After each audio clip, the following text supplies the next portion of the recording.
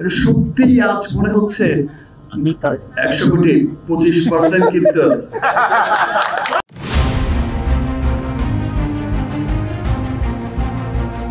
দেশের চলচ্চিত্রের ইতিহাসে আয়ের দিক থেকে সকল সিনেমাকে পেছনে ফেলতে চলেছে শাকিব খানের তুফান। গেল ঈদ-উল আজহায় মুক্তির পর পরবর্তী 4 সপ্তাহে প্রেক্ষাগৃহে দর্শক টানছে সিনেমাটি।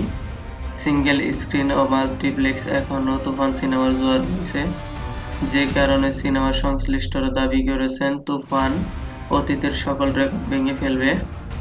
ইতিমধ্যে বিশ্বের আরও 16টি দেশে মুক্তি পেয়েছে শাকিব খানের এই সিনেমা, সেইখানেও দর্শকদের বেশ ভালো সাড়া পেয়েছে ছবিটি।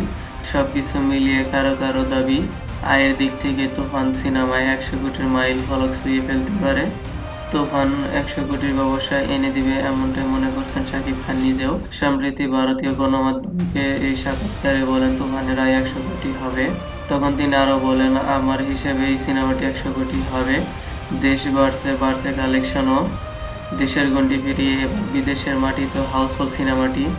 তুফান যখন ভারতে মুক্তি পেয়েছে তখন সেখানে মুক্তি পেয়েছে প্রভাস ও দীপিকার বিগ বাজেটের সিনেমা কালকে 2898 এডি। তাদের পোস্টারের পাশে নিজের সিনেমার পোস্টার দেখে আপ্লুত আমি নিজেও। এই সময় তিনি প্রযোজকদের মনে করিয়ে দেন, তুফান 100 কোটি ব্যবসা করলে তাকে 25 ভাগ দিতে হবে প্রযোজকদের।